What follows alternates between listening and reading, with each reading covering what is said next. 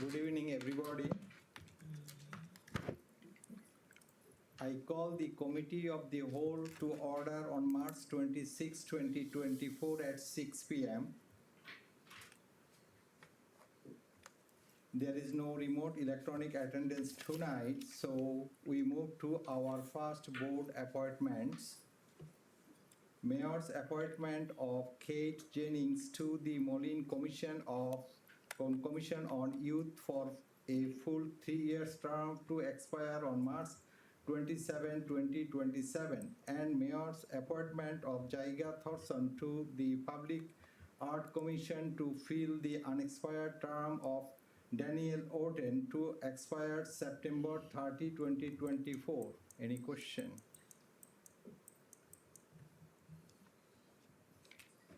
Next is public comment. Chief Guard, has anyone signed up to give public comment? Yeah, Robert Allison.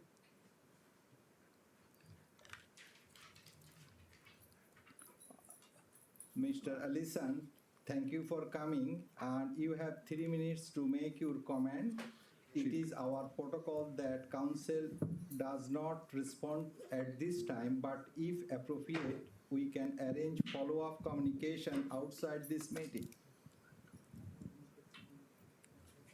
You have 3 minutes, sir. Good evening, Council.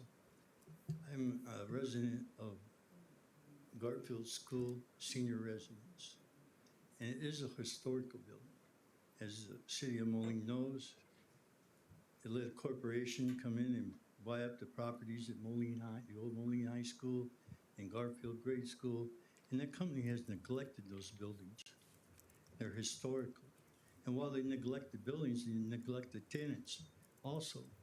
Because if you don't care about taking care of a building, what would you care about taking care of a senior? All you want is their money. We went 2 years with no janitor service. Our floors weren't cleaned for 2 years until just recently. This month of March was been the second anniversary of no janitor service due to there was no money in the budget. So the regional manager said to me personally. And we pay some pretty good rent prices in that building. It fluctuates in the different areas you have with square footage of your apartment. Some apartments running up to $875. And that's in the old section in 1901 built. And they had some problems with their heating here recently during this storm because of poor building. They didn't put caps on the roof of the heaters that they put in the apartments in the old section of the school. And they got plugged up from the storm, and those people went without heat for almost 2 weeks. And then the elevator went out. 3 weeks, no elevator service until they got a part. They never offered, the company Gorman's never offered to do anything for anybody. We had seniors on the 3rd and 2nd floor couldn't get down the steps because of their disabilities. Couldn't go to the grocery store, couldn't go to the laundry room in the building. Gorman's didn't care, but the other building over here that the Moline let me build and house tenants there by the Moline pool, the Morning Star they call that, their elevator went up, but they had enough staff to help the tenants. They helped the tenants get the groceries up and down from outside upstairs. They had plenty of help, a different corporation. Whoever vetted this Gorman's company did not do a very good job of vetting them because they own properties all across the United States. And if they would have vetted here, Moline would have vetted that company because they were going to allow them to purchase historical buildings, all right? But they weren't properly vetted because of the neglect that they do to the buildings. They neglected Moline High School and then sold it. Once they made their money from what they wanted to do, they never took care of maintenance. It was in bad shape. Enterprise. Have you all went to Enterprise lately? Brand new building. Got buckets going down the hall catching water from the ceilings. Thank you very much. Okay. Your 3 minutes is over. Thank you for your presentation. Just wanted to give you an idea how a corporation is treating the buildings and the people. We have other buildings in Moline that are older, that have housed people longer, have been built since, but those buildings aren't falling apart, different corporations. Thank you. The next speaker is Claudia, I cannot read the last name, Barbai.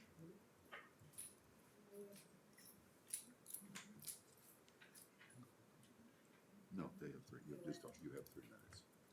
Yeah, just say that, you have 3 minutes. It's Claudia.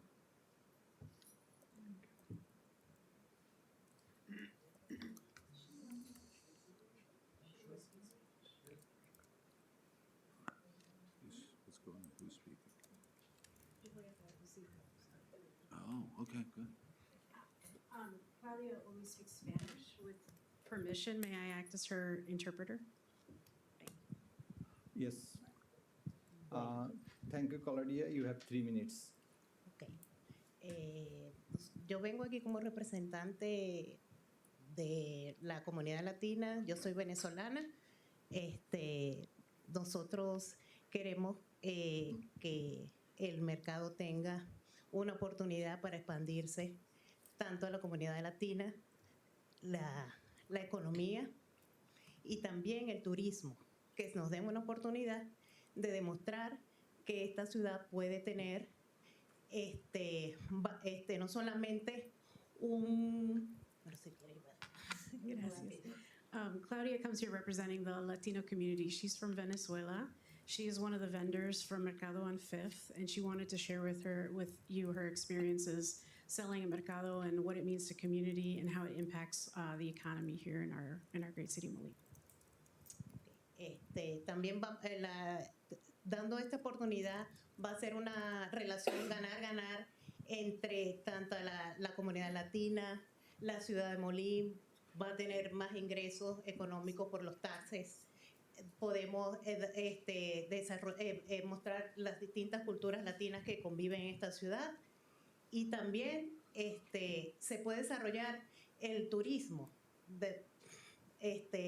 Yo me emocioné mucho cuando Jennifer Lopez, en la última película que hizo, se vio que estaba aquí el aeropuerto de Moline y el puente. Y yo, aquí hay cosas que podemos mostrar. Y eso podría ser, estamos cerca de Iowa y otras ciudades cerca que también se puede venir todos los viernes, hay algo cultural, hay algo nuevo que mostrar. Y esta ciudad puede desarrollarse más con su apoyo. Claudia views Mercado on Fifth and her ability to sell there as a win-win between the Latino community and the city of Moline, given that it's an opportunity for her to not only contribute additional sales taxes into the city, but also to help with tourism. She views this as an opportunity. She referenced a movie with Jennifer Lopez where it highlighted, I think, our Quad City Airport, and she views this as a cultural influence too in the community that allows to increase tourism. And the bridge too that gives additional influence within community. Okay, thank you, Ms. Claudia. Thank you for your presentation. Thank you for coming here. Gregoria Gonzalez. Who? Next. Chief, could you repeat that? Gregoria Gonzalez. No? Crystal Castro.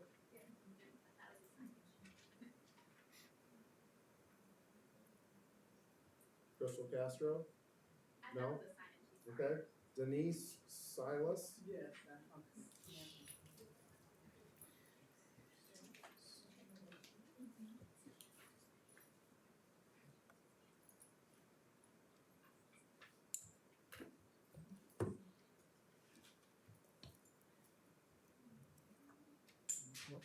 I think picked it up.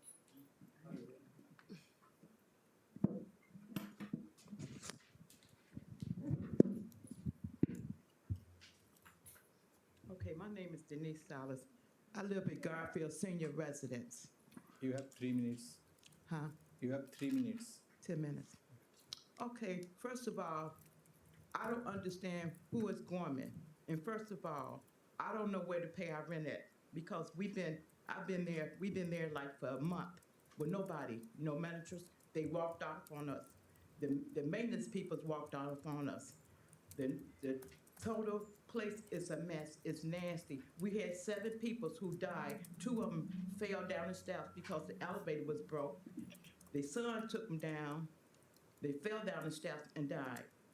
I don't understand why these investors of government do not clean their buildings up. They wouldn't want their mother to live there, so why should we have to be like that? I'm 70 years old. I got my cane here. I can't hardly walk. I live on the first floor. I live where you walk in the door. The place is so filthy there, nasty, blood everywhere. And then I'm asking people what's going on. I don't know what's going on. I don't even know who I should pay my rent to next month. And I'm trying to find out, is there some way that y'all can help us to try to help me to try to find out who I pay my rent to next month? Is it government or, I don't know, the investors? Because I haven't seen nobody in almost 2 months. And I'm there by myself. We there by ourselves. We have to take care of each other because there's nobody there to take care of us. So I don't know who I'm gonna give my rent to, and I don't want to give my rent to anybody. I'm sitting up there, I can't hardly walk on my leg, and I got arthritis, if y'all don't know. I can't hardly walk on my leg, and I don't know what's going on because ain't nobody there to even tell us what's going on. The place is so filthy. We got mice is running down the door, down the hallway. And I'm still trying to find out where I'm supposed to pay my rent at and who I'm supposed to pay my rent to. Could y'all explain to me that? And every time I try to get in touch with the authorities up here, it's nobody there. I mean, people is not even coming out to even try to let us know what's going on. I called in December because I didn't have no heat for 3 days. Didn't nobody even come out. I called the building inspectors. I called Channel 8. Still nobody come out. So I'm sitting here freezing with no heat. Then all of a sudden, the elevators break. We there for 3 weeks with no elevators. People can't even get downstairs. They had to stay upstairs for 3 weeks. The man took his mother downstairs because the elevator was broke. She fell down the steps and died the next week. Thank you. Your Okay, 3 minutes is thank you. over. Thank you for your presentation. Thank you Vicky so much. Graves.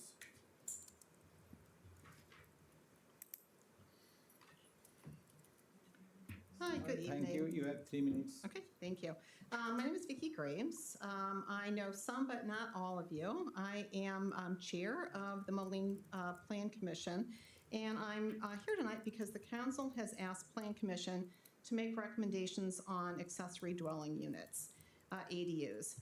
I'm here to ask the council to not take any final action on ADUs until there has been sufficient opportunity for the public to provide its input.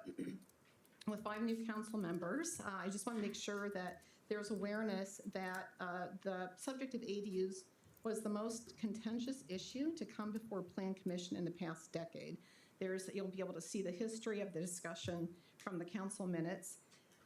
But what I want to make sure everyone's clear about is that in 2022, the Plan Commission voted against adoption of ADUs after a public hearing in which residents expressed significant Moline-specific concerns about the impact of ADUs in the city. Members of the public also expressed concern about the lack of information provided in advance about the proposed zoning change and the short notice that was given about the public meetings that were held. Again, this is an important topic with citywide implications. Staff has done a terrific job summarizing information for the commission. We have a draft of an ordinance, but there's still work to be done on the draft, and we'll be taking up that work tomorrow at the Plan Commission meeting. We need to make sure that the draft ordinance aligns with the rental inspection program, with short-term housing consideration, short-term rental restrictions, and make sure there's other alignment along with good development standards. The notice for the public hearing on the ordinance was published in today's paper. The downside of the public hearing process is that public hearings are scheduled during the regular Plan Commission meetings. That's at 4 p.m. on Wednesdays. This is a good time for developers and for the business people who usually attend Plan Commission and participate in Plan Commission business. But 4 o'clock on a weekday is not a good time for people who are working or picking up children from school. I strongly urge that the council arrange for informal public discussions similar to the meetings held at Butterworth Center and the library in 2022. I also ask that council ask for feedback through the city's Facebook site and the city's neighborhood groups. You're going to be talking about a housing study tonight, and this is a perfect time to engage with the public to get input on the topic of affordable housing solutions. I've been looking at this for over 3 years. I'd be happy to talk with anyone of the council about what I've learned so far, the history of the conversation so far in Plan Commission and City Council, and I really urge that this be viewed with an open mind and with attention to citizen concerns. I thank you for your time tonight. I appreciate the council's commitment to affordable housing, to quality of place, and to seeking citizen input. Thank you. Time is over. Thank you for your presentation. Yolanda Cervantes.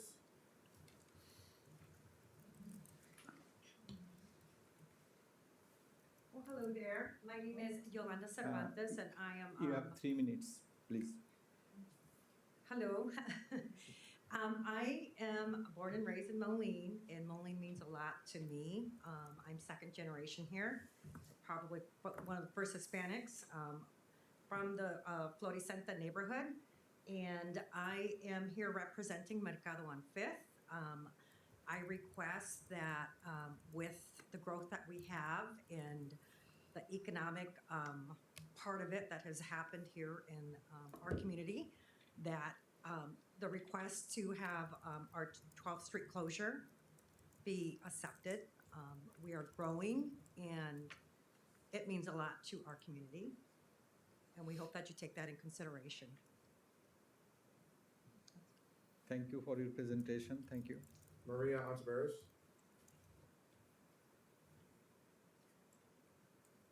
Good evening, You council. have 3 minutes. Thank you. My name is Maria Ontiveros, and I appreciate the opportunity to speak tonight. I prepared some short notes so that pregnancy brain doesn't interfere. As many of you know, my grandfather, Bob Ontiveros, had the original vision of Mercado on 5th, a place for aspiring entrepreneurs in the Floricienta neighborhood and throughout the greater Quad Cities Hispanic community to launch their businesses.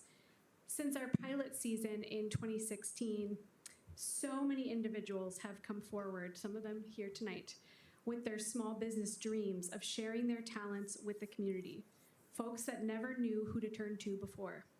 And as a result, we've helped to start and provide a platform for over 60 new businesses and have changed the trajectory of many lives. After getting a start at Mercado, for example, Carlos Caudillo of Tacos Al Vapor that parks up at Zeglin's on the Avenue, he was able to quit his day job and go full-time in his food truck. Doña Mary's Las Salsas, which is right across the street, they were able to test out their menu before opening their restaurant.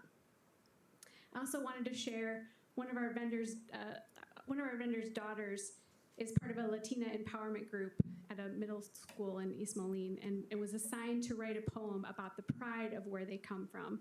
And one of our board members was reading through these poems at an event and spotted the following lines. I am from Silvis, Illinois.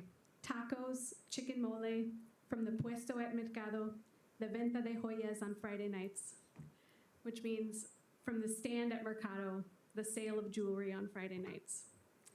The event means so much to our vendors and their families, and with space being tight, we knew we were gonna have to make some tough decisions this year. Tears were shed in both of the meetings we had with vendors who were waitlisted. This event also means a lot to the patrons. It's a place where people feel connected to their cultural roots, a vibrant place that makes people feel proud of Moline and the Quad Cities, and a place that sparks jealousy from people outside our community. I would like to thank all the city staff and council members that were involved in the 12th Street closure decision and support last year. I can't tell you how much the vendors and patrons appreciated the extra space and safety measures.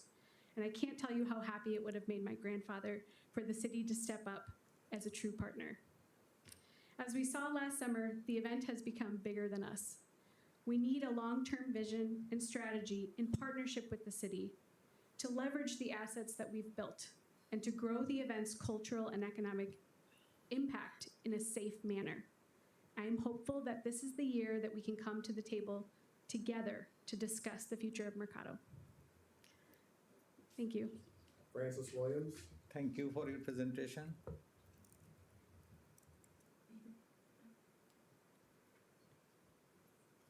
Good evening, Council. You have 3 minutes. Thank you. I'm Frances Williams. I'm the new Executive Director at Mercado on Fifth. I'm just coming upon my first 60 days. And within those days, I've been spending a lot of time just listening to understand. And what has become very clear to me is that Mercado means a lot to our city of Moline. I grew up here, and we didn't have something like Mercado to celebrate my Latino, heritage. So to have a founder like Bob, like Maria, who had a vision for this and to see where it's come, I'm very grateful for the city stepping in, and I do want to acknowledge that publicly. I know that it was a lot of people coming in last year, very last minute, to try and help us manage with the size of the growth of the events that we had. So I do want to thank everybody for that. It was a lot of work and a lot of stress, I'm sure, on everybody. But with that growth, I just wanted to share a little bit, since you understand from our founder some of the history. I wanted to share, I have a lot of ambitious plans for Mercado. I think with our Minority Business Incubator, we have a lot of opportunity to expand in programming and in education to live out that value of being in a minority business incubator. Mercado has proven itself to be a safe space for entrepreneurs, particularly those from our minority community, to test their business, not only acumen, but their model, and see if it will take. So to have that, obviously, in our community is such an asset. I hope to continue the collaboration with the city of Moline, because I know that our original founders were so intent on having this place in Florescente specifically and in the city of Moline. So to continue to grow and to continue to show that cultural recognition, we really do, I will just state publicly how important it is to have the safe aspect of growth in both the Fifth Avenue closure as well as the 12th Street closure. Those are going to be able to accommodate us, hopefully for a few years before we get into some new areas, maybe of exploration in alignment with where the city is going for the future development, which I'm very excited about and appreciate too, that you've given the public the opportunity to give comment to those development plans. But our mission continues to stay in alignment with the city, and we will continue to move forward with a collaboration. And please know that from the bottom of my heart, to live the values of our founder, both of our founders, I hope to find the best win-win situation for everyone. Thank you. Thank you very much. Laura Mata.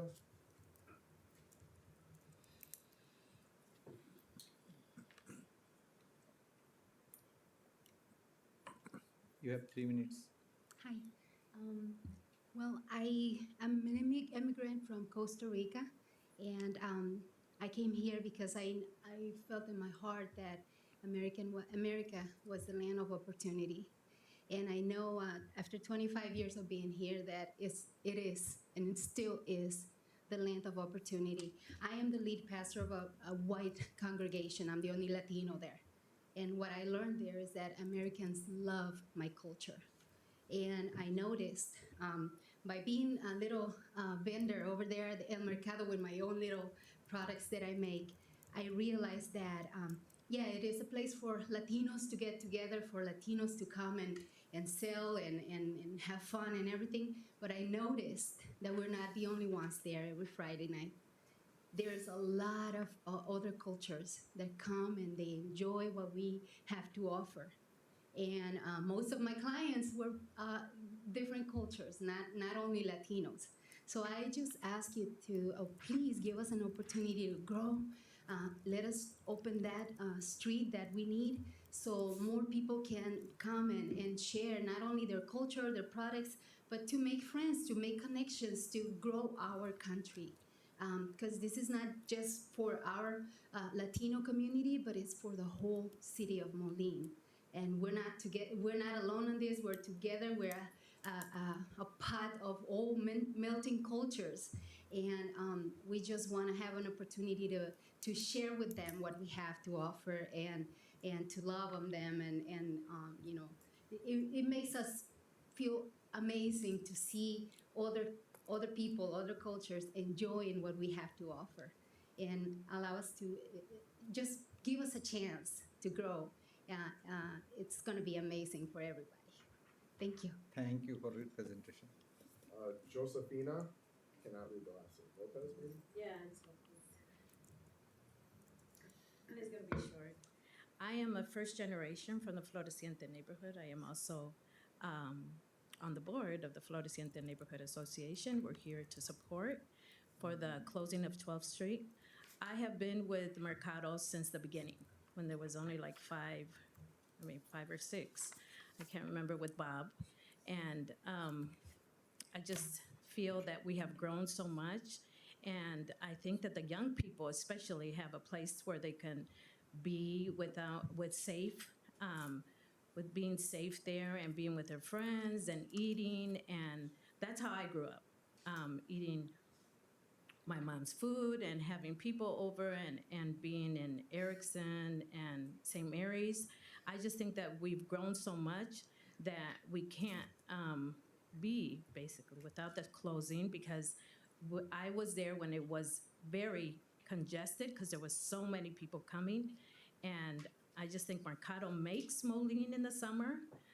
We have people coming from, I will go to the Mexican Fiesta in August, and people are coming from there, from Wisconsin, from Chicago, from everywhere. I just think this is such a beautiful thing that Moline has.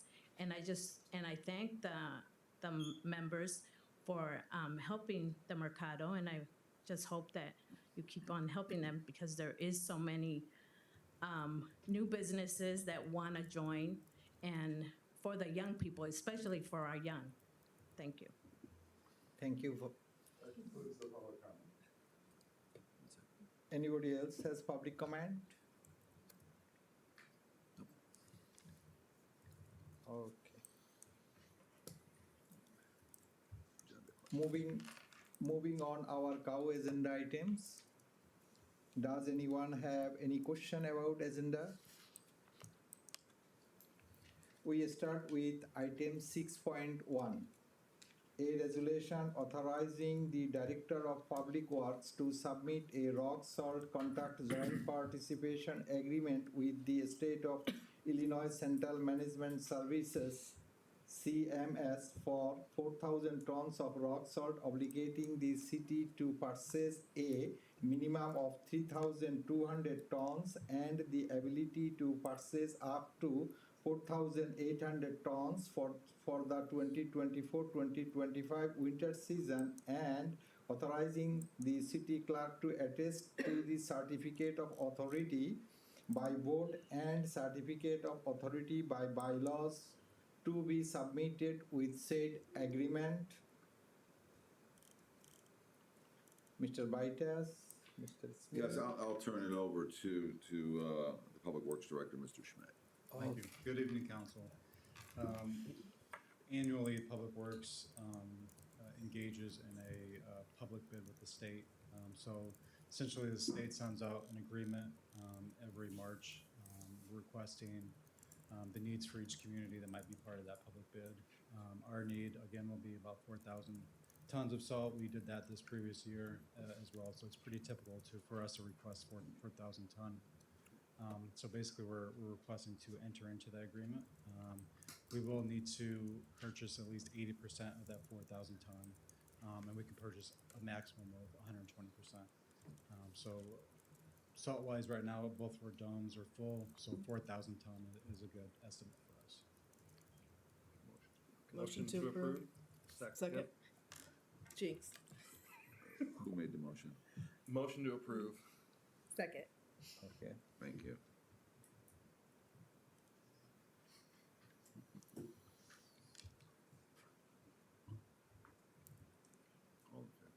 Any discussion? Hearing none, all in favor? Aye. Any opposed? Motion passes.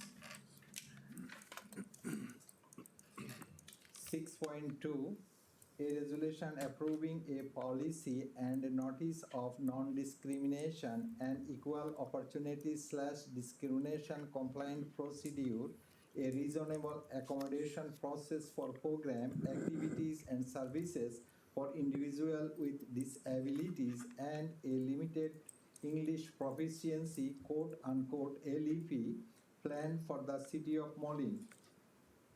CPI plan. Thank you, Mayor. These are policies and procedures required to meet the criteria in order to receive federal funding for certain programs. So, grants or programs that of the city that are paid in whole or part by federal funds come with the requirement to have on the record that the city have these certain policies which prohibit discrimination based on funding, federal funding for certain services. So while the city has employment and other policies that prohibit discrimination, what we lacked, although we follow, not that we do not enforce the law, but we do not have policies that specifically address prohibition against discrimination for federally funded services. So, going forward, in order to remain eligible and compliant for these funds, we need on the record and presented before you these policies. Motion to approve? Motion to, do I have motion? Motion to approve. Second. Motion by Prince and second by Elderperson Marcius. Any discussion? Here is none. All in favor? Aye. Any opposed? The motion passes.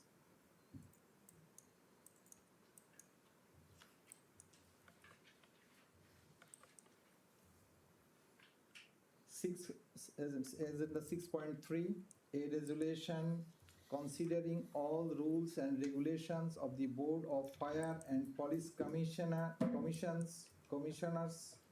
of the City of Moline, Illinois 2024, promulgated, proposed, adopted, or approved by such board on Exhibit A attached hereto, and approving same as an exercise of city's home rules power. Chief? Okay. Thank you, Mayor Pro Tem. In front of you, you have the modification for the rules that advanced out of the Board of Fire and Police Commissioners. We've been working on this project for about 5 months. It was reviewed multiple times and revised multiple times by the commissioners with the advice of the police department. The changes that are redlined in your packet reflect largely a change in the way that we can accept applications for police officers. So as you know, we've really struggled to recruit applicants to the police department. That's a nationwide problem. We've tried various different strategies, marketing strategies. This is another opportunity for us to try to potentially remove barriers to the application process. By doing so, we will, instead of basically testing once a year, 2 or 3 times a year, allow applications to come in what we call a continuous testing model.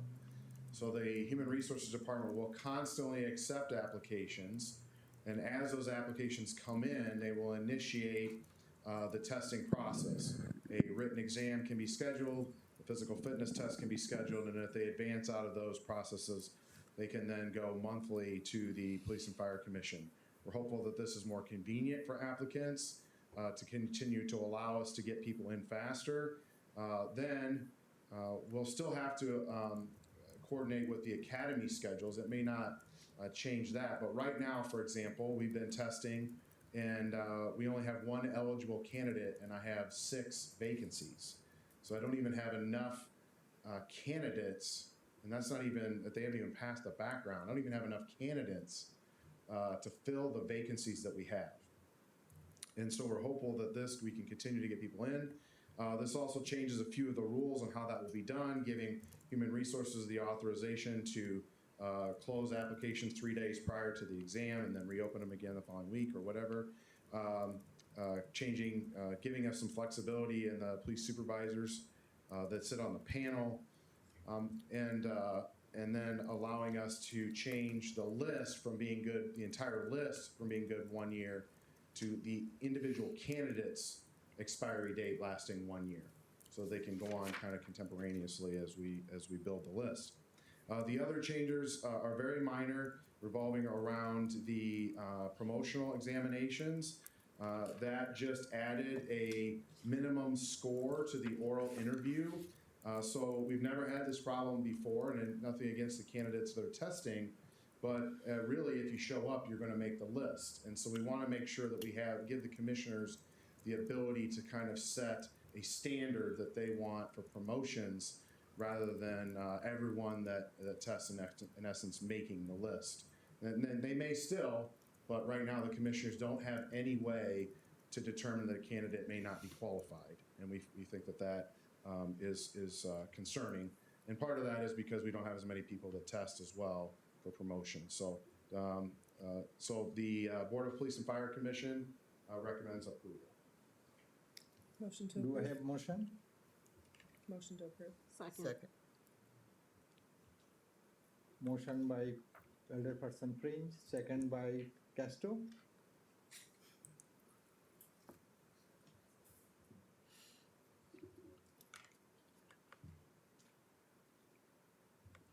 Any discussion?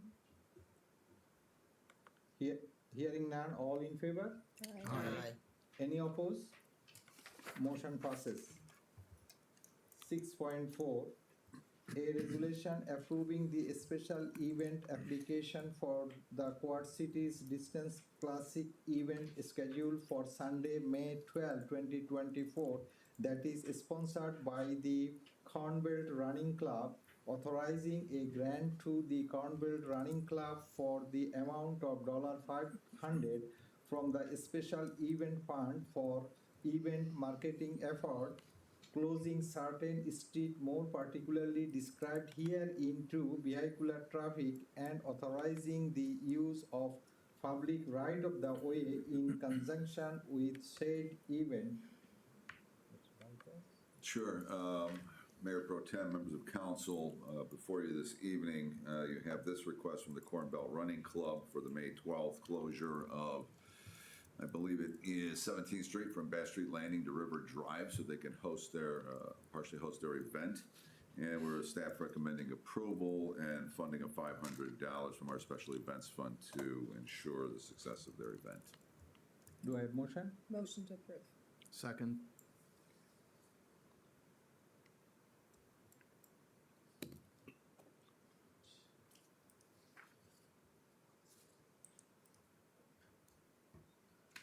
Any discussion? I just had a question. If we don't know the answer to this, if staff could investigate. So the organization says the event is a fundraiser for scholarship fund that was created to help kids that want a better future for themselves and their families. Do they reinvest that money in the community where they have that event? Or does the scholarship fund go back to Des Moines? Is that something we could ask them? We can find Not a that deal out. breaker. I'm just interested. Yeah. If they would, that would be great. Hearing none? Yeah. Oh, sorry. I Mr. think Marcus. that's for the next organization. This is the food truck. We did the Corn Belt, right? This was the Corn Belt. Corn Belt Running Club. Oh, Yeah. excuse me. So, yeah, Sorry. different Oh. organization. Okay. So we're looking Sorry. for number 5. Yeah. Okay. Then no discussion. I think we had a motion and a second now, so we just need. Yeah. Hearing none? All in favor? Aye. Aye. Any opposed? The motion passes.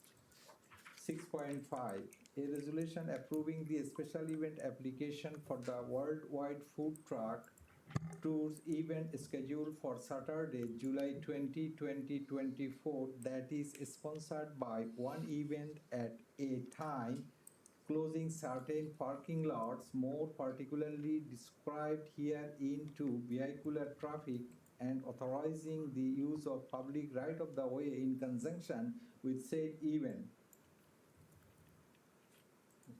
Sure. Mayor Pro Tem, members of council, as pointed out, this is a first-time event for Worldwide Food Truck Tours, who does this elsewhere throughout the Midwest, and I'm sure beyond.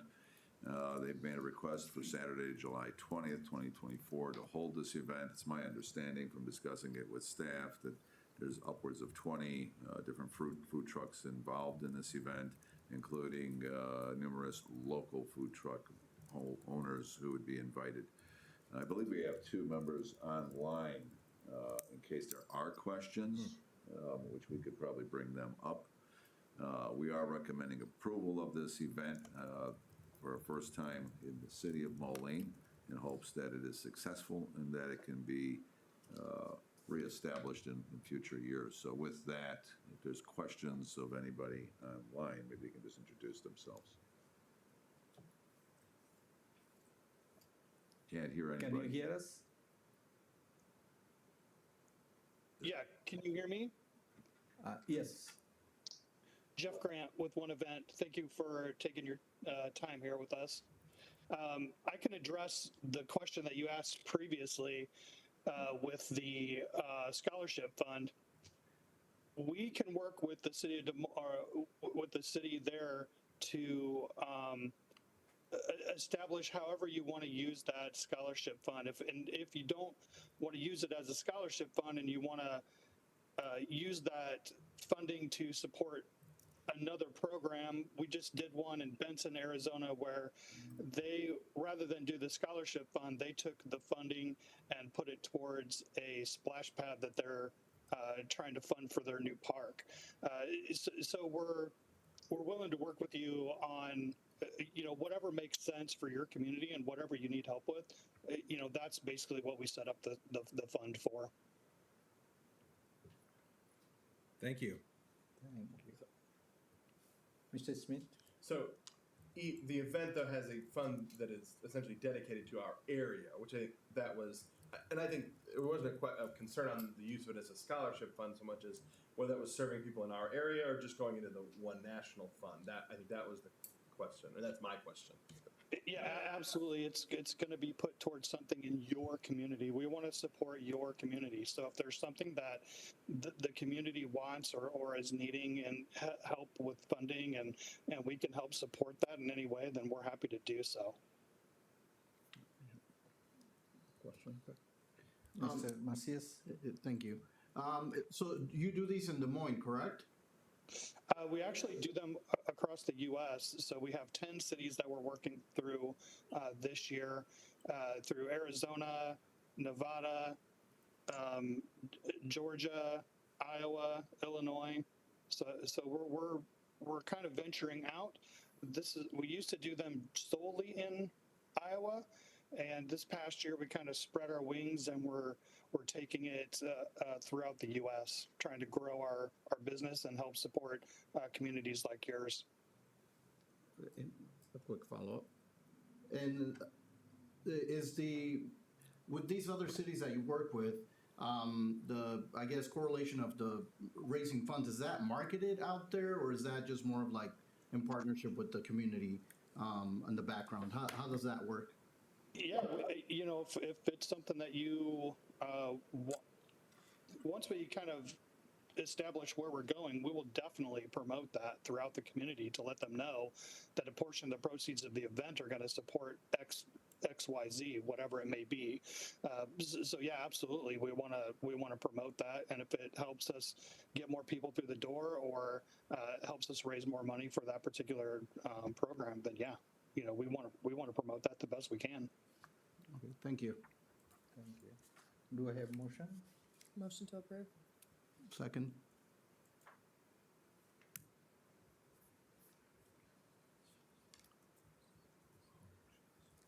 Any discussion? Hearing none, all in favor? Aye. Any opposed? That motion passes.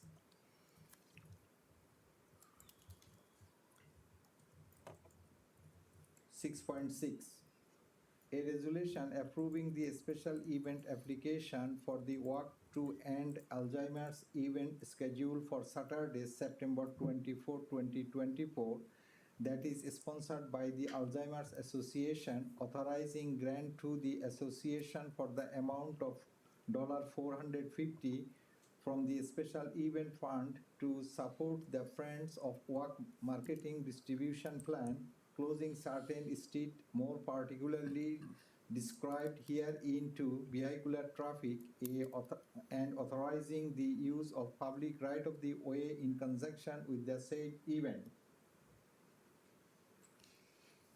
Okay, Mayor Pro Tem and Council, this event is a repeat of prior years, and we are recommending approval on the requested date for the requested temporary closure of the one westbound lane on River Drive between First Street and 12th Street, basically allowing the event to take place between 5:30 in the morning and noon. So we are recommending approval. Do I have motion? Motion to approve. Second. Okay. Motion by Prince and second by Marcius. Any discussion?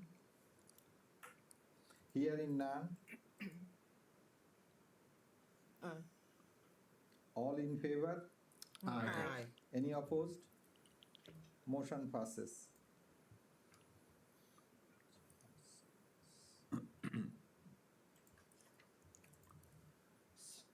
Next, we have item 6.7, a resolution authorizing the mayor to execute a billing agreement with Professional Billing Service of Illinois, INC, for ambulance billing and collection services at a commission of 4%. Mr. Vitus. Yes, and at this point, I'll turn it over to the fire department to explain the history behind this particular Thank you, Mr. Vitas. arrangement. So we've been working with the finance department, Courtney Nelson and myself. We put out an RFP 30 days ago. We opened them up on February 1st and received 3 RFPs. Going through them and going through the checklist, you can see that they did meet all the criteria. However, we felt that staying with Professional Billing, who we've been with since 1993, and the fact that they did, the last time we did an RFP, they did decrease their percentage of take from 6% to 4%, and they kept it at that same rate for this time. So for those reasons, the committee would recommend approval. Do I have motion? Motion to approve? Motion to approve. Second. Motion by Elderperson Prince, second by Marcius. No, it wasn't Murphy. Oh, Murphy, I'm sorry. Okay. Motion by Prince and seconded by Murphy. Any discussion?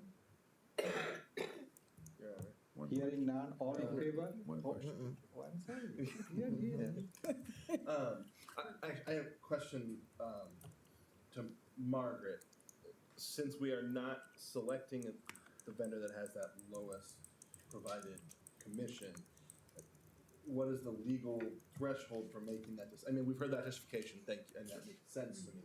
I just want to make sure I presume we're within the legal threshold, but I want to know. Yes, you are, and it's always the totality of the, factors. Do we know what that difference is in price? Sure. For what that So I means did- on a yearly basis? Yeah. So I did some math. So I did find out from the last couple of years, but I just did it on last year, 2023, what we collected. We collected just around a little bit over 2.7 million in billing. So with professional billing taking 4% of that versus the 3.85%, it's gonna be a difference of about $4,000 is what the difference would be. So professional billing's 10 miles away, very close. The president's at the finance department once a week. We have a very good working relationship with them. So they're a good company. And at that low number, it's very, I just want to make sure I understand Right. what it Nope, is in nope, real yep. terms, so thank you. Any further discussion? Hearing none, all in favor? Aye. Any opposed? That motion passes. We now move to our informational. The first is the 2024 to 2026 Action Plan Dashboard Comprehensive Report. Mr. Vitas, this is in writing. I promise I won't speak for 30 minutes on the subject, though I probably could because there's more than 30 pages in front of you. First of all, I want to thank staff for working with the executive department to put this document together again for you for the current fiscal year.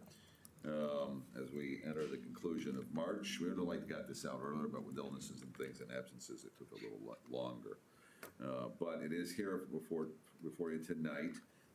It is in alignment with the strategic plan, which was adopted last fall by the council, and as was incorporated into the fiscal year 24, 25, and 26 budget. The strategic goals that have been laid out have also been identified in the action plan and the various duties, responsibilities, tasks, functions, costs associated with that, and estimated completion dates. I think important to point out is that this plan has 47 goals that were identified, and there are 47 action plans that will track those goals. This report is meant to inform not only the council, it's also meant to inform the general public about significant efforts that are underway to address the strategic plan, which was based on community input.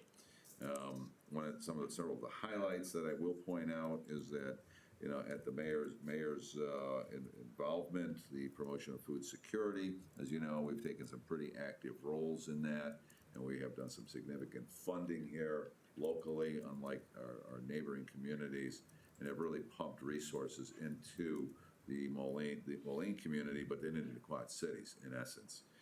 So that has taken a place in the forefront. Social infrastructure is another issue that was brought forward by the mayor in defining that. So you will find that she and I worked pretty closely with the staff to put together that particular goal and that action plan. And then, of course, my favorite topic, comprehensive housing program. We are off and running, as you know, with our rental housing. We already have residents, you know, reporting houses that are rentals that need to be taken better care of. So it's having the effect that we expected. We've got a great team out in the field, and that's just one part of the comprehensive housing program, but the rental housing element is up and running. And of course, at the last roundtable, we did discuss the new fire station, and as you know, that process is underway as well, investigating property as well as bringing that back forward to the council. Unless there's specific questions about any of these elements, I'm always available, as you know, to answer those for you, but if you have questions this evening, I'm here for that as well. Now, municipal ID, as part of social infrastructure. No, a big one, the pool. I see complete, the bathhouse 65%. Is it in line to open in May? Yeah, I will speak for Mr. Griffith, who is not here this evening. He had no agenda items, so he decided to stay home.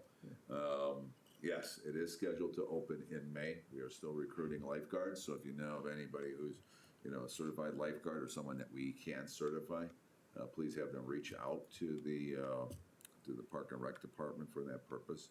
But we are scheduled to open in May. Okay. Usually Memorial Day weekend, so we'll throw that out there, and then we're going to invite the whole community.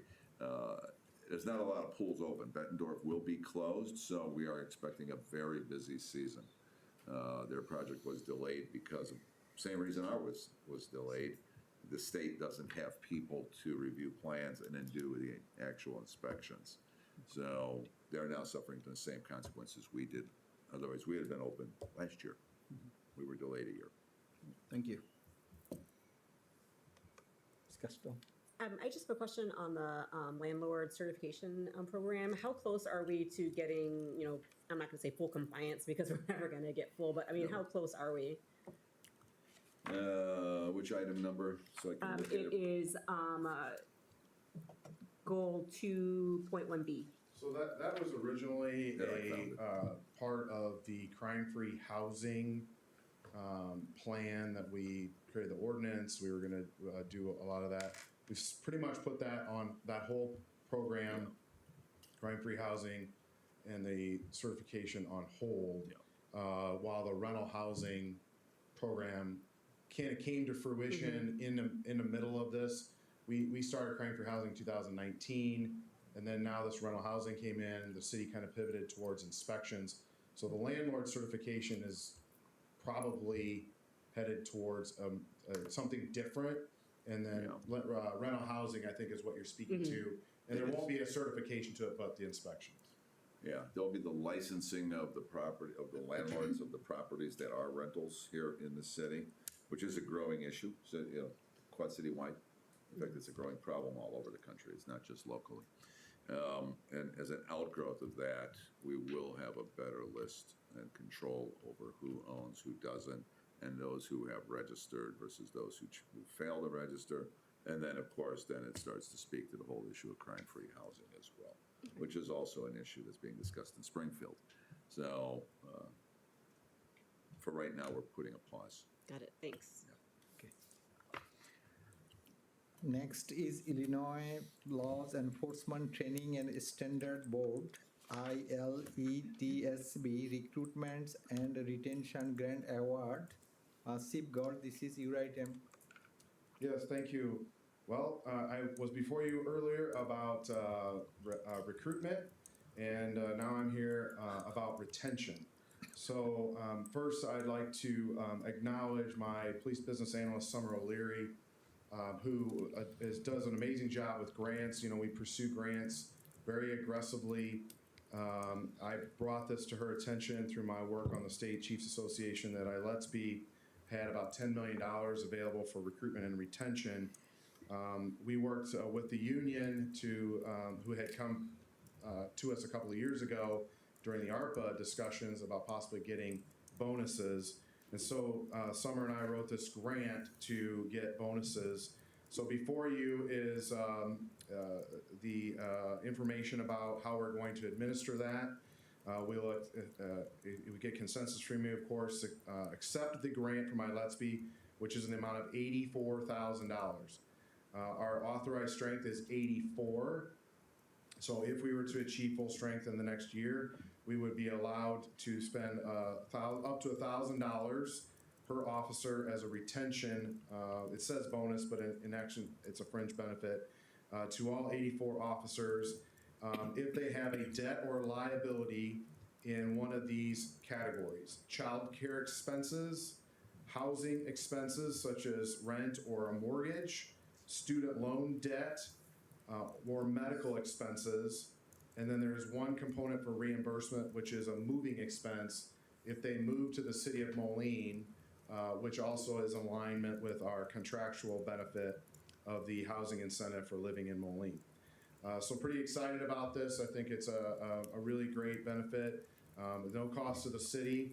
It's a one-time amount, and there is some metrics and reporting that we have to report back to the state as we expend the funds.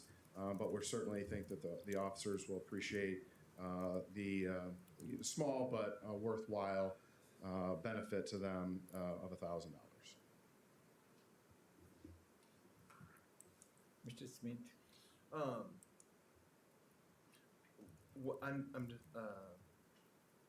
This just occurred to me, so I'm trying to wrap my head around it. The giving it to them as a fringe benefit and paying directly out to the sourcing. What does that have as far as tax implications to the officers then? That's a good question, and we don't know because finance is working with the auditor and the consultant on how to work through that process and what forms that they'll need to give them. So once we get an answer on how that will be handled through the finance department, we'll communicate that with the the officers. At this time, we're probably not ready to start accepting those forms to pay the debtor or the liability, but we'll wait for the auditor's expert opinion on if we need to file anything with the IRS or if it's a direct payment to a debtor, and there is or isn't an implication. And I guess I'm concerned about going passing it straight through in that direct payment, followed by then if there is a tax implication of them not being able to recoup out of that payment the tax liability. As far like if they're going to have to pay taxes on that $1,000. Well, first of all, those are also potentially taxed in two different manners, and I don't pretend to be a tax expert, but a bonus is significantly taxed at a different rate than a payroll tax. So I think we need to know more from the payroll experts on those, because they actually may get a better benefit by it being paid directly to the debtor or the liability that they owe. Absolutely. Right, that they don't touch. Just so that I'm reading right, and I think I'm reading it right, where it says, child care expenses paid directly to the licensed daycare provider. Just meaning that the officer is paying a licensed daycare provider, not that the reimbursement is going directly to the provider, correct? No, it would go directly to the provider. So, okay, so the payment's not even going to the officer, it's going directly Correct. to, okay. Right, correct. Same with the landlord, or that's how we wrote the grant. Okay. But again, we need to know what forms and process the IRS expects out of that type of a benefit. Okay. Which I don't have that answer for you yet, but as again, we did forward that on to finance, and they have engaged the consultant auditor that will walk us through that. All right, thank you. Okay. Thank you. You want to stay up there, Chief, for the next item too? Yeah. Our last informational is Mercado on 5th, 2024 event schedule. Good evening again.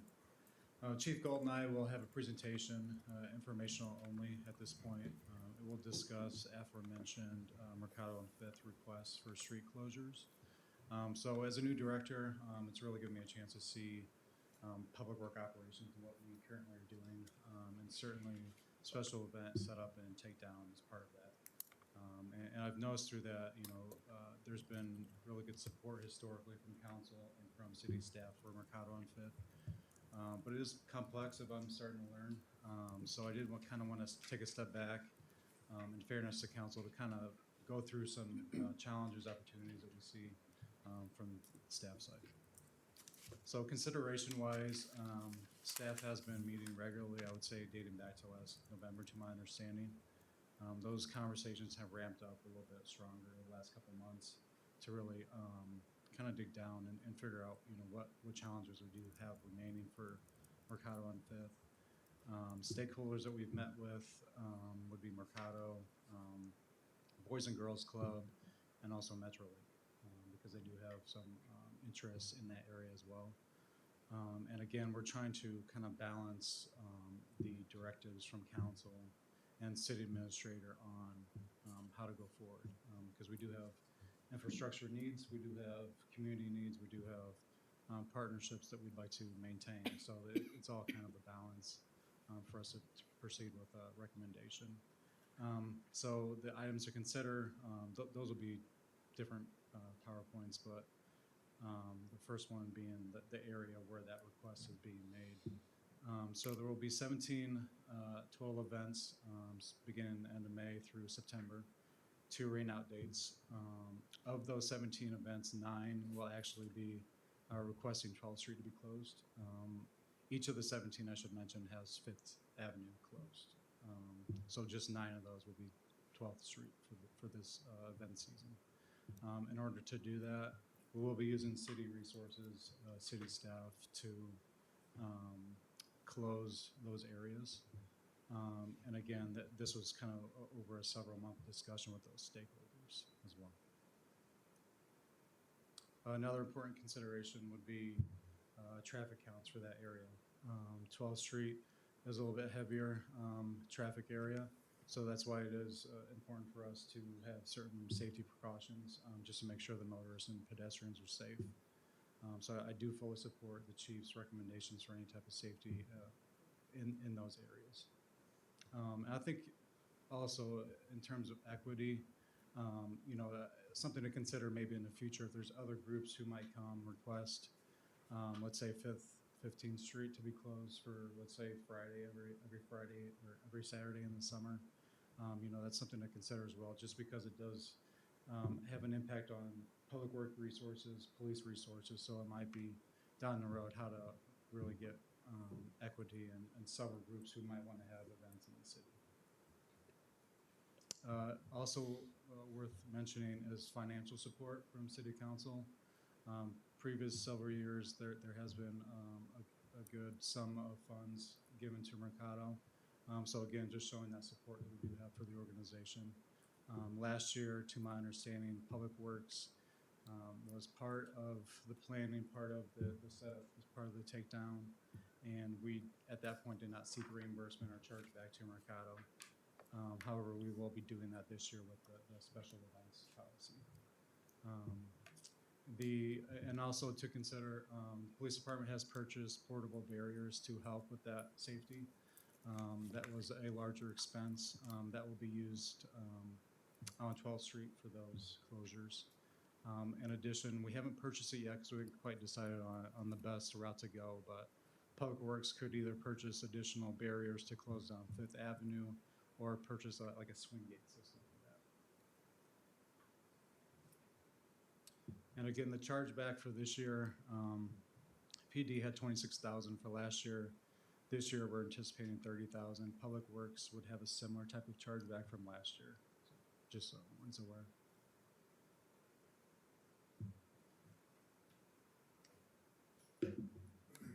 So at one of our last couple of meetings with Mercado, they had expressed some concerns about 12th Street and 5th Avenue. That's not this photo, but 12th Street and 5th Avenue, and Maria had requested a stop sign be added at that intersection.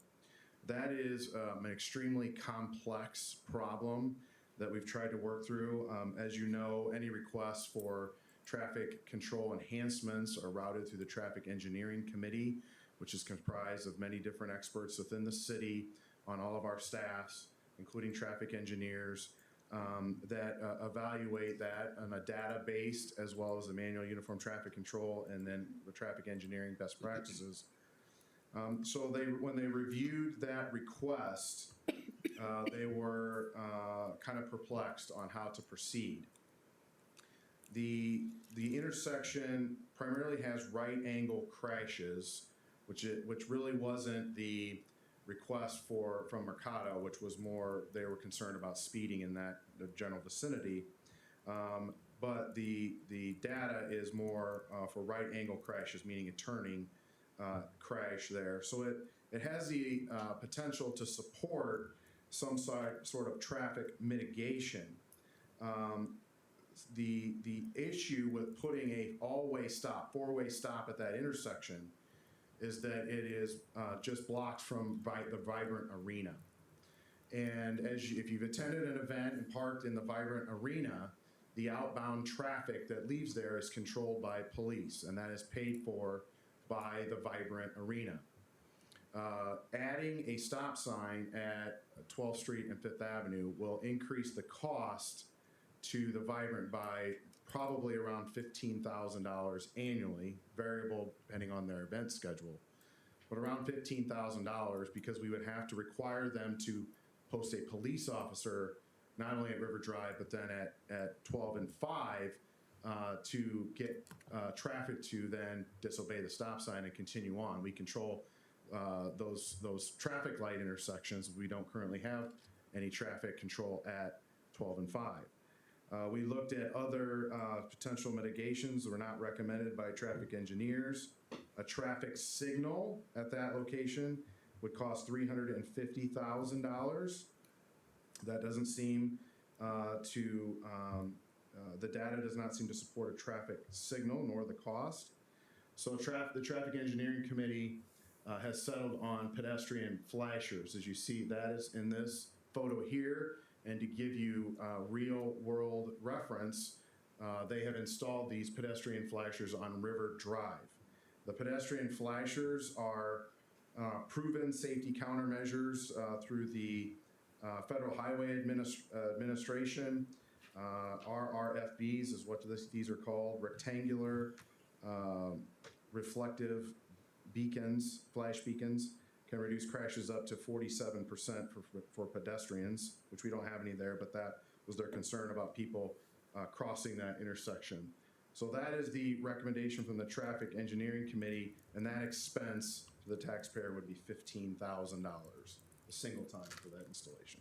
Thank you.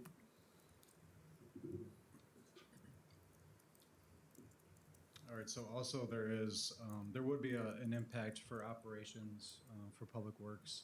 I don't want to say this as a complaint, it's more like a reality, so everyone kind of understands. So we will be involved with setup and takedown for those street closures. You know, during the summer, we focus on sidewalk and roadway improvements. For us to do that on that Friday for 12th Street closure would impact that, so it's possible one of those programs would not occur that day for our streets division. However, closing Fifth Avenue through the summer months would help us because that would essentially not have us down there setting up or taking down. So that would help us if Fifth Avenue was closed for part of the summer. We do recommend, again, the semi-permanent closure on Fifth Avenue near Mercado from May 24th through August 17th. That kind of stopping point would be when school comes back in session. And that's when the Boys and Girls Club would prefer that their participants actually get dropped off in front of their building. So Metrolink would go back to their normal kind of schedule with dropping the students off. So this would also actually reduce chargeback to Mercado if we were able to partially close Fifth Avenue. Also, when school goes back into session from August 17th to September 27th, we would like to have a partial closure on Fifth Avenue. This again would reduce hours for us to set up and take down. And again, it would allow boys and girls to have their kids dropped off. So these next 4 slides will kind of, it gets in the weeds a bit, but it kind of gives a decent understanding of what we're looking at for the closures for each type of scenario. So the first scenario would be for the non-special events, which would not close down 12th Street. So the first one is from May 24th through August 17th. Again, we're recommending that permanent barrier on Fifth Avenue. This would still allow EMS to have their routes for emergencies. And again, for the first couple of weeks, Metrolink would drop off the students on 12th Avenue and then escort them across the street. Next scenario is same time frame. This would involve these special events, and we would have temporary barriers on 12th Street, similar to last year. However, we will not be using Public Works vehicles to block. Actually, again, it will be more barriers that either PD has purchased or other types of setup. Third scenario, again, goes back into the school year. We will need a portion of Fifth Avenue to be open for those bus routes for the Boys and Girls Club, but we would still like a permanent kind of partial barrier on Fifth Avenue. And the last scenario, again, would be during the school season. There would be more temporary barriers, obviously, because there would not be a permanent closure on Fifth Avenue. And again, it would allow for EMS routes as well. So the decision points the staff are looking to find is, again, trying to find a good balance between the city's strategic plan, which involves roadway improvements, quality of life, and obviously economic impact, which Mercado and Fifth does have for the city. Also, it does entail closing Fifth Avenue and 12th Street with our staff and PD staff, PD equipment, Public Works equipment, and possible purchase of additional equipment to close those roads. And also we're looking to hopefully finalize a MOU between the city and Mercado. That way we have an understanding going into each season what to expect. So I think we're looking at a 3-year agreement. Part of that agreement would have a standard in there if the Vibrant were able to pick up another event quickly, we would need to have 12th Street open for that, so that would essentially cancel one event on that Friday night. So again, we're looking for closures on 5th Avenue and 12th Street. It's at council's discretion to decide how many closures that will be, whether it's the 9 that's requested, it could be fewer than that. It's obviously it's council's discretion. And then we're also looking for that MOU between the city and Mercado. Timeline would be, the information was tonight. Committee of the whole will be the next meeting, and then following meeting would be approval by city council.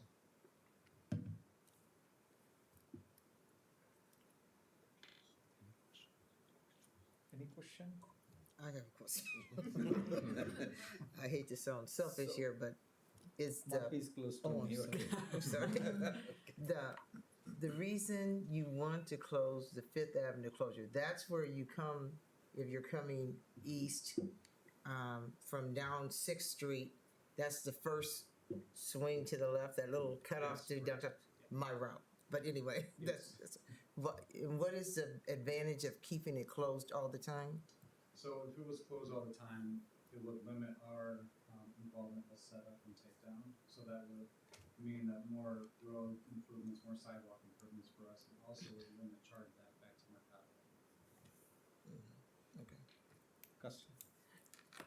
I'm questioning, so the 9 events that they are wanting to close for, is that 9 something that was requested by Mercado? Was that something that we offered, or how did that number 9 come about? That number was actually presented to us by them with their event calendar, which they had prepared in advance of our meeting with them. Okay, so I appreciate everyone coming out and talking today. Thank you so much. It was nice to hear from the community. So I'm wondering what are the reasons for not wanting to close that 12th Street on days other than those bigger 9 events? Is it purely a safety reason? Is it something other than that, the public works time, or? Yeah, to my understanding, the 12th Street request is because those are larger events. So to safely and secure that road, basically, we would need to close. Because it just seems to me with the folks that are talking that they were requesting more than 9, or they were requesting like to have it closed and maybe I'm just misunderstood, or maybe I didn't understand. Now, we can let Maria address it, but it was 3 as we thought. It became 9, and that's where it sits today at 9. Okay. We were brought into a meeting with the city without any prior notification of what was on the agenda, and we were presented with an MOU that said that no 12th Street closures would be allowed for the season. So we immediately came back with a bargaining chip of 9 events that we really do need. As you know, if you've been down there, the space is very tight. That is a starting point. We would love to have 12th Street closed every single time. So I think there's a little bit of a misunderstanding of what our desires are. That was definitely a starting point, and just an acknowledgement that it is a lot of work for the traffic department. We knew that going in. Last year, at the end of the season, there were only 14 people on that traffic committee. Now they're up to 23. So they are better staffed. There's less chance of burnout. So that's another factor to consider. But just to be clear, our wish would be to have it every single week. Thank you. Marcius? So every single Friday night, we have to have our own staff do this, or is there a criteria or a level of protection that has to be there that only we can do it? Is there vendors that can fulfill that need, or? Let me jump in. My greatest concern is liability for the city. You know, when this council authorizes the opening of a street or the closure of a street, you know, that rests with the council by ordinance. You know, we are responsible for those sidewalks, those streets, those curbs, those gutters. Anything that happens there is our responsibility. So when we start closing streets and we do it sporadically, off and on, and there's no consistency, that does impact how people drive. You know, if you know most people, they're looking at their GIS on their dashboards, and they're looking at that if they're not from here, or even if they are from here, nearby, you know, they're always depending on that. So we have to ensure that, you know, the traffic signals that are on 4th and up on 6th, you know, between those two signals, we know that that is a race course through there on 12th. We know that. We know that people want to get from that one light to the other light, and they are timed in such a way that you cannot, if you're going to speed limit, get from 4th up to 6th and do it without stopping at the light. Because if you go over the speed limit, that's the only way you're going to make it through. So we know that 5th Avenue intersection is risky. That's the reason why they were looking for stop signs. That's the reason why the engineering committee looked at it. That's the reason why we're recommending these flashers, because it's not like that every day. It's like that on Fridays when people are coming and going, because most of the people who show up for this event will park literally from 11th Street all the way into downtown. So drive around when the event is going on, and you're going to see that, you know, there's a heavy attendance. Parking is like, the parking lots are full. The streets have cars parked on them, and this specific location has a lot of foot traffic back and forth, because that's where the main gate is. They have 3 gates going in and out of there. They have one gate over on the 5th Avenue, 5th and 12th, and they have another gate that's over there where that red arrow is at, on the north side of 5th Avenue. And then there was another gate over there where the permanent closure is located. So they're monitoring the people as they're coming and going, and depending on where you park determines which gate you come through. But predominantly, the principal gate is the gate at 5th and 12th, if I remember Maria's comment last year. Yes, but I would argue, because I completely agree that street, people are flying down there. That is even more of an argument to close 12th on our event nights. It's going to be more unsafe to just have 5th Avenue because people are parking on the other side of 12th Street and walking across. So from a safety perspective, it is safer to close 12th Street. I appreciate the idea of the pedestrian crossing signs. I think that will help. But that shouldn't be the main argument to not The other close. argument, and I'll bring it up to council now, thank you, Maria, because you're right. You know, the other argument, and it's a major issue, is infrastructure. You know, our street department is there to do something very, very specific for this city, and that's the sidewalks, which we have many of which need to be repaired and replaced, you know, and our road work.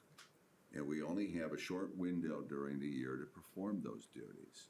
So if you're dedicating, you know, 19 Fridays out of the year to that, let's do the math and figure out how much less public infrastructure is being done. And when you have a trip and fall incident on 34th Street, because our guys are not able to get all of the work done that needs to be done, because we're playing catch up here in this city.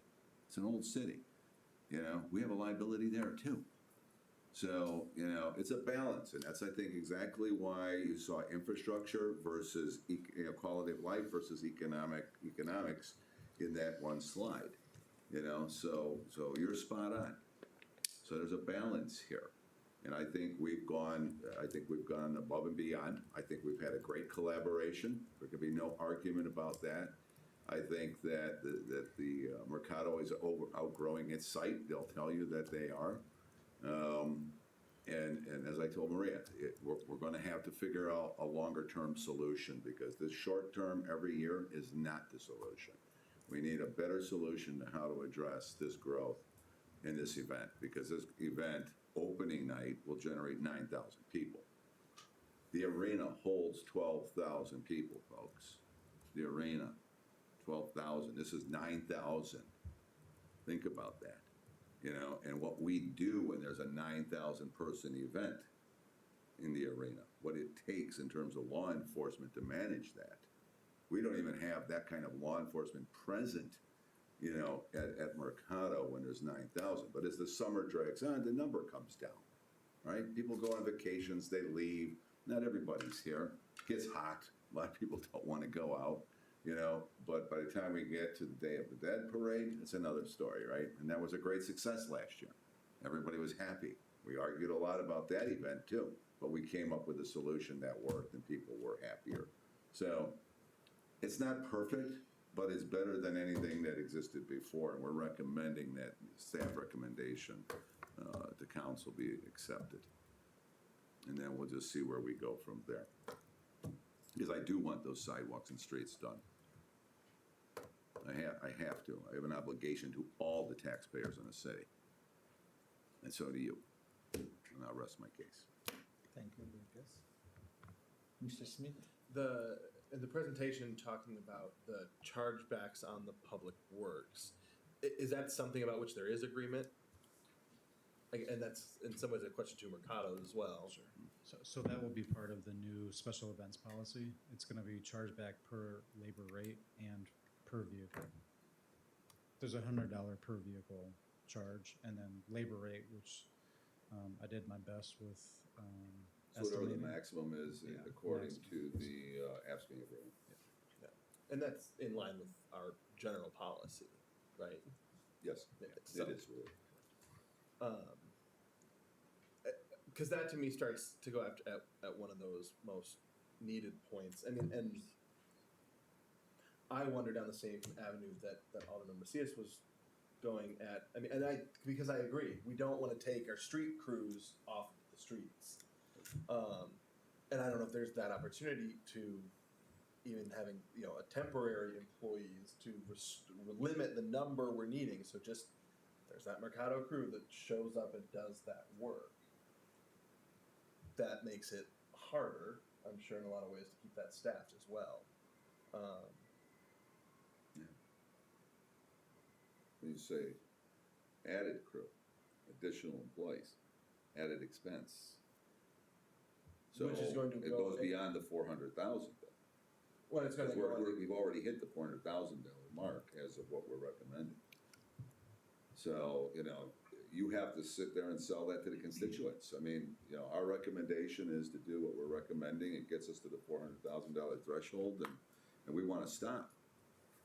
And then we want to review, and we want to see what we can do. I mean, that area is susceptible to change.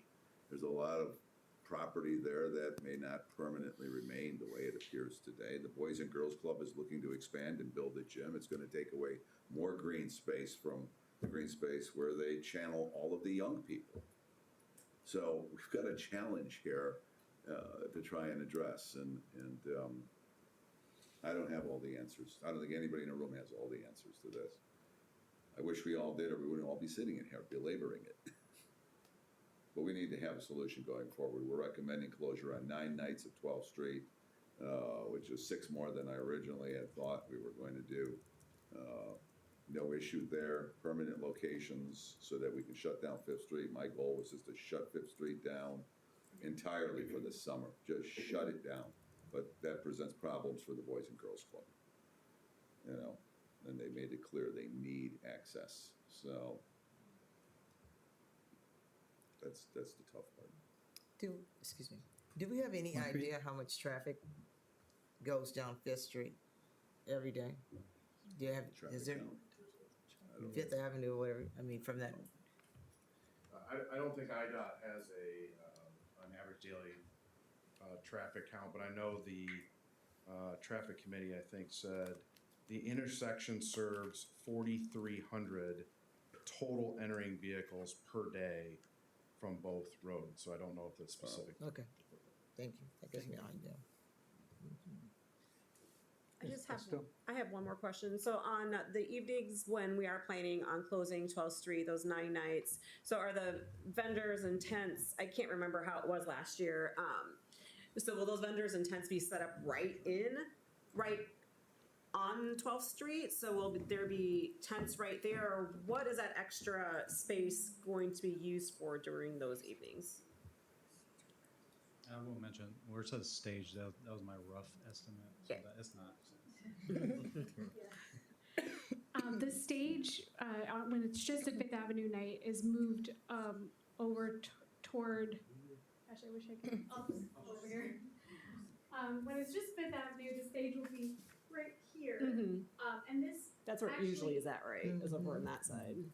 Yeah. Historically, yes. Yeah. Historically, yep.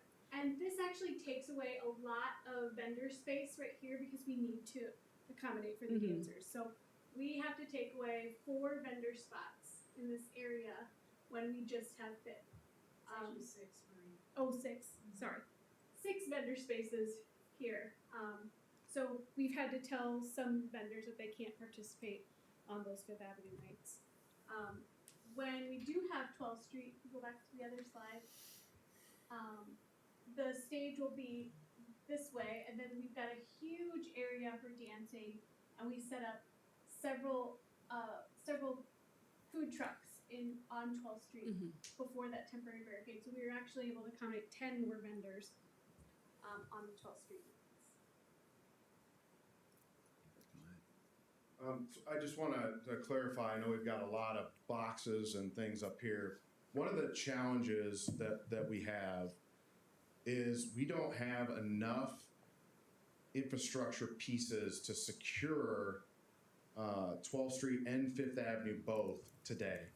So one of the things that the city administrator raised was eliminating the use of public works vehicles. We talked about this last year. The danger of, because of the logistical problems of getting vehicles, if one of those vehicles is struck, that it could be catastrophic to other public works activities such as snow plowing. So we ordered, they have not arrived yet, $188,000 in bollards, portable items to secure roadways. That's a large dollar amount, but that only allows us to close one street, basically each end, okay? So Denver and I worked on, okay, what can we do to close Fifth Avenue? And those would be, correct me if I'm wrong, like anchored concrete barriers, right? They're gonna drill them into the ground, right? Because we don't have enough. One of the other slides talked about what you're saying, gates, which are crash rated gates, the same crash rating as the bollards, M30, which is a 30-mile-an-hour vehicle, 15,000 pounds, striking them would stop. We could potentially buy additional portable gates like we've already invested in. Those are $56,000 a piece. And those pop up, you see them a lot in large cities. If you've been to Nashville or Chicago, they have those everywhere. They drop the gate in the middle, they can drive over them, and then we can raise them back up, and then they can be moved. There's still staff time to set those up, but they're not city dump trucks, they're city plows. So part of the issue here is the resources that the city has available at its disposal to accomplish the plan. Any further discussion from the council? Mr. Smith? The mention that we had the bollards for 2 ends. The 2 yellow We have ends. 3 yellow spots here. So is that, we do have enough for No. 3, or is there something else so we'd have to We'll have to purchase come up that? with another solution. The reason that Denver has the stage there is we were trying to encourage Mercado potentially using like a stage or something like that as one of the barriers. I don't know that we've come to an agreement on that, but we only have two gates that are 14 feet wide, and we have 10 bollards. Those bollards weigh 800 pounds apiece. They should be spaced no greater than 5 feet apart. So we haven't arrived yet, but we are anticipating that those will close one section of street on each end. And that doesn't include, try to avoid alleys. As you can see, we've moved it down to avoid alleys to not have to close those. So even with some of these proposals, we're still gonna have to find additional solutions to accomplish 1, 2, 3, 4, 5 locations on a 12th Street closure. On a Fifth Avenue closure, it's a lot easier, right? That is a lot easier, and particularly easier, and I'm speaking now for Denver, if they're just there, right? They're screwed down around Memorial Day weekend into the ground, and they're not taken back up until roughly school starts. And you know, the other, and we talked a lot about balance, as we're trying to accommodate, as you know, we've had complaints from the businesses about closing the street down there, so we're trying to accommodate them. Boys and Girls Club, Metrolink, it's been logistically challenging to try to find a compromise where everybody agrees. I don't know if we're going to get there, but we've done our best to try to come up with safe balance of safety and the resources that we have available and all the interests. Any further discussion from the council? So I guess going forward, if I might, we do need some direction from council this evening. You know, their season is about to begin. I mean, we're not that far off. I'm sure they're marketing and advertising, knowing them, that these events are coming. So we need to have that MOU in place. We need to have an understanding in place as to what we will do or are able to do and how often we're going to do it. You know, and the staff recommendation is for the 9 requested nights, even though Maria would like to have 17. And if I could give her 17, I'd give her 25. I can't. I just, you know, there's a limit. So I just need to know if we're in agreement with staff's recommendation going forward. For starters.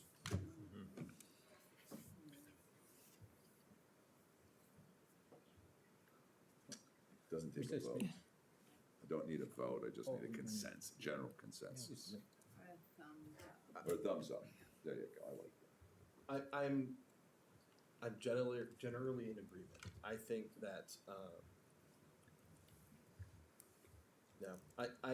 I think that the challenges at the site are definitely contributing to part of the problem, making it hard. I do think that and needing to be cognizant of all the other factors, including getting our roads done, makes it hard to go all the way in. But it is an event that does bring a lot of people, a lot of opportunity, and a lot of pride. And I think there is some worthwhile investment, and I think we need to balance that. And I think we're getting close to that here. I actually have one other question on the mention of the force majeure clause for a. So the taxpayer could just pick up the Vibrant Arena at the Mark could just pick up an event any night they want? No, let me explain. So yeah, a little more detail on that. Just a little bit of explanation. Typically, when the promoters are out looking to book the shows, you know, small shows are not an issue. Like this past weekend, you know, this band that comes back twice a year, right? The Queen Band. But when you have like a Blake Shelton, or you have some of these other, you know, big country stars that come in, and those are the events that really generate the most attendance. By the way, that's when we have sellout shows, other than Snoop Dogg, right? So Snoop Dogg was a sellout, but not the #1 revenue generator. It was a country show, just so you know. So Scott, who's the executive director, Scott Moline, he will sometimes get as much as 6 months notice. It's not an issue. 6 months is a lot of lead time. Sometimes they'll come in 90 days ahead of showtime, and then they'll want to book a night. I will tell you that the board of directors of that arena would hang him if he turns away a show that's going to generate $250,000 in revenue to that arena. That's what we're talking about. That's what a sellout will do. And that's their job. Their job is to sell out that arena. So 90 days is kind of the minimum. He's not going to come in with 30 days. That doesn't happen. These shows need time to get here and plan. And it's usually, and why Thursdays, Fridays, it's because they're going from one major city to the next and they're stopping in between. And that's how we pick up our shows. We are not the principal destination for those shows. We're in between, right? Like Peoria and like some of the other competition that we have. And that arena has tremendous competition, folks. Rhythm City, you know, what happens over at the Bend, can't think of the name of the place off the top of my head right now, Rust Belt, you know, the things going on over in Davenport at the Adler. I mean, all of these venues have stripped away what used to be a much fuller, more active arena. So they're fighting to survive like everybody else, and I have to balance that too. So the force majeure means force majeure, and the chief has had to cancel out an event because of just this case, and you can explain that. Yeah, the arena, God bless them, bringing in fun things for the Quad Cities, but Dirks Bentley is the night before the Quad City Marathon. The marathon usually has Friday night to set up, and I had to cancel our ability to set the marathon up on Friday night because Dirks Bentley, it will be a sellout, and we can't have, we can barely get people in and out with the traffic control that we do. Maybe you imagine having River Drive closed, 12th Street closed, you know, these various arteries. You know, it's a challenging location, like a lot of venues, sports venues and different things. So, yeah, and I mean, it's unfortunate. That's all the way in September, you know, or the weekend. But that's not germane to what we're talking about with Mercado, but it does happen. Yes, it does happen. It could. There's a potential, and we have to recognize that. I have a question for Maria. Is it Maria? It's Maria? Yeah. Okay. Your vendor space, that seems to be the issue, right?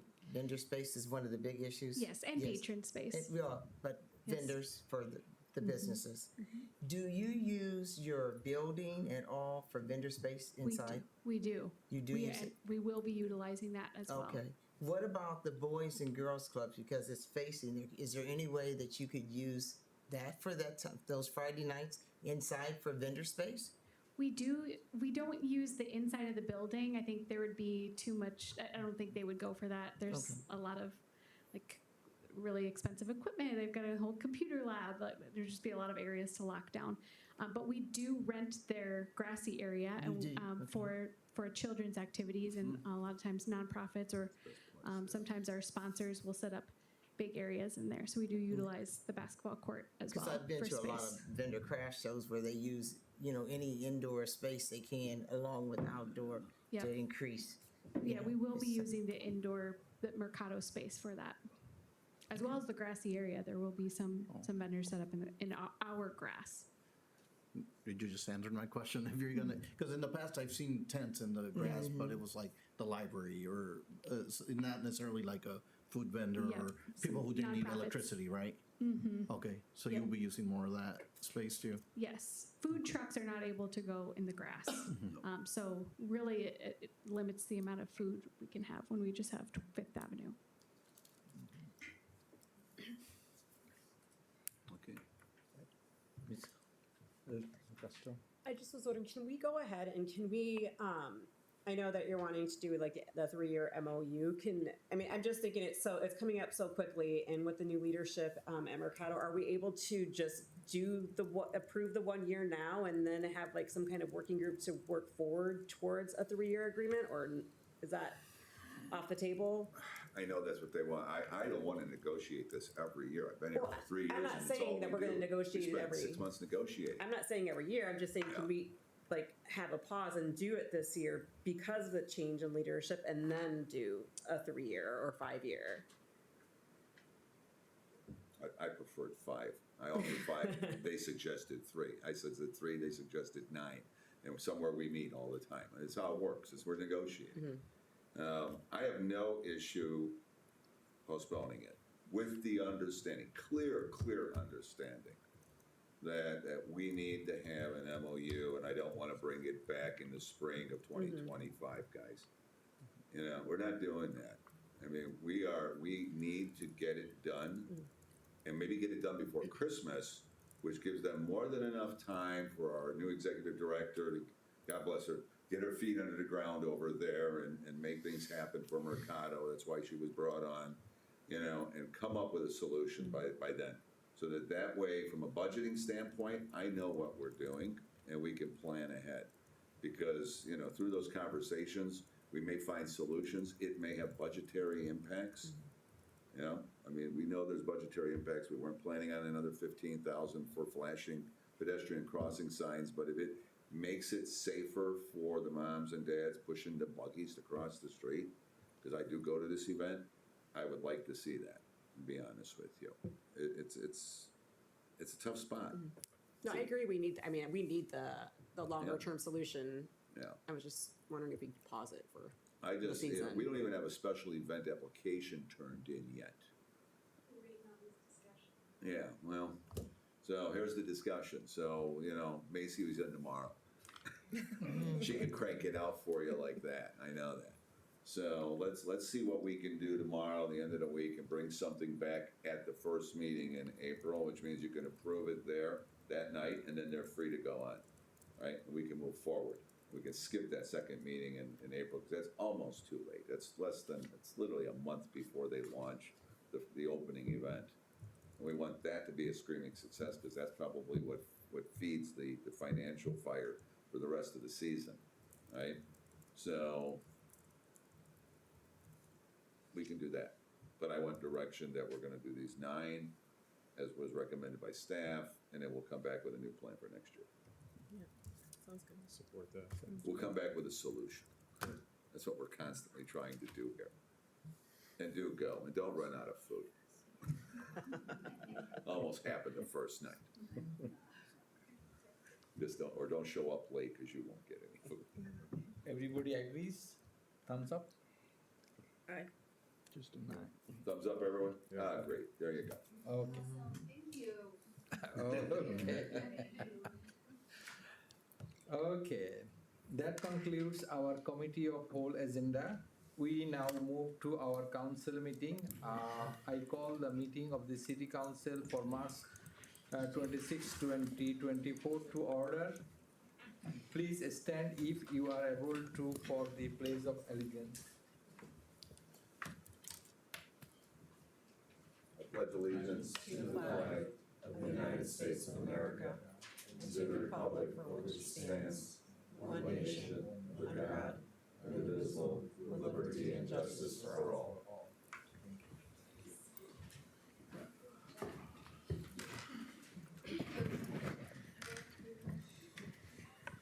Do you have invocation? Elder Person Castro, do you have invocation? No. Oh, thank you.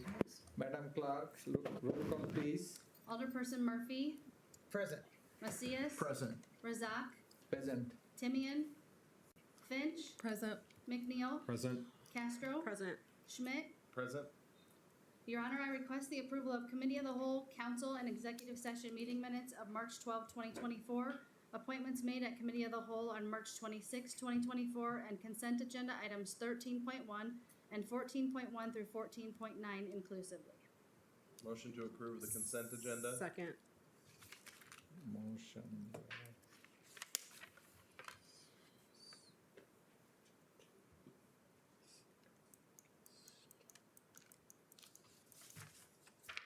Motion Schmidt, second Castro.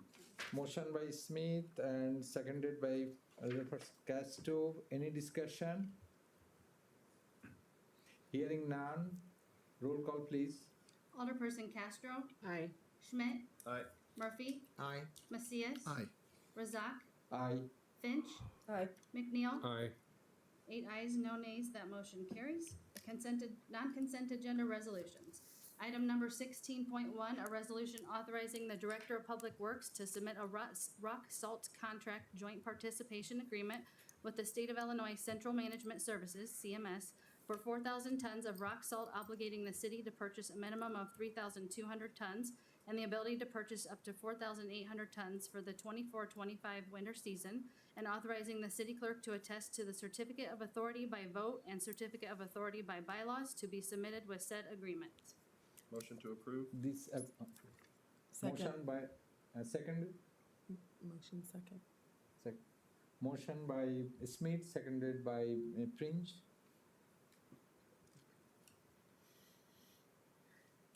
Any discussion? Hearing none, roll call please. Alderperson Castro. Aye. Schmidt. Aye. Murphy. Aye. Macias. Aye. Razak. Aye. Finch. Aye. McNeil. Aye. 8 ayes, no nays, that motion carries. Item number 16.2, a resolution approving a policy and notice of non-discrimination and equal opportunity discrimination complaint procedure, a reasonable accommodation process for programs, activities, and services for individuals with disabilities, and a limited English proficiency LEP plan for the city of Moline. Motion to approve? Second. Motion by Marcius, second by Castro. Any discussion? Hearing none, roll call please. Alderperson Castro. Aye. Schmidt. Aye. Murphy. Aye. Macias. Aye. Razak. Aye. Finch. Aye. McNeil. Aye. 8 ayes, no nays, that motion carries. Item number 16.3, a resolution authorizing the mayor and city clerk to execute and attest to a contract with Centennial Contractors of the Quad Cities, Inc. for project number 1452, Avenue of the Cities and 41st Street pedestrian improvements for an amount of $181,779.20. Motion to approve. Motion by Prince, second by Smith.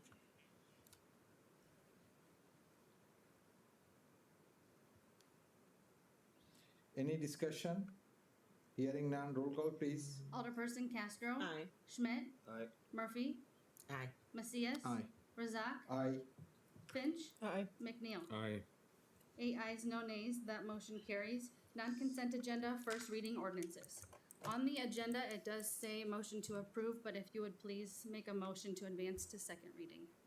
Item number 17.1, an ordinance amending Chapter 20, Motor Vehicles and Traffic of the Moline Code of Ordinances, Appendix 10 thereof, parking prohibited at any time, by extending 41st Street on the east side from 4th Avenue South for a distance of 50 feet to 138 feet. Motion to approve the second reading. Second. Motion by Finch, seconded by Castro. Any discussion?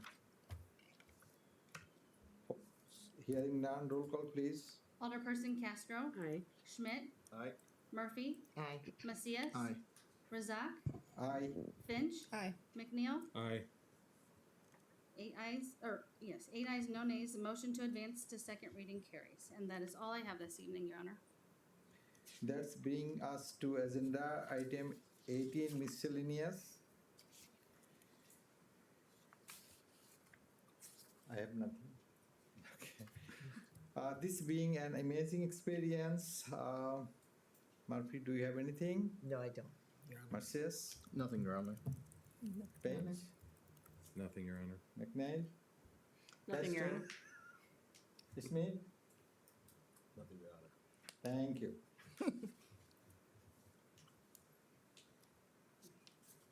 See, You thought I was gonna let you off the hook. Nice job. That's all I have tonight. see any further public comment? No? Okay. We have executive session. Your Honor, I make a motion that the council convene an executive session for the purpose of discussion of property acquisition -5 ILCS 120/2 C5. Second. Second by Smith. Okay, motion by Murphy, second by Smith. Roll call please. Alderperson Castro. Aye. Schmidt. Aye. Murphy. Aye. Macias. Aye. Razak. Aye. Finch. Aye. McNeil. Aye. 8 ayes, no nays, that motion carries.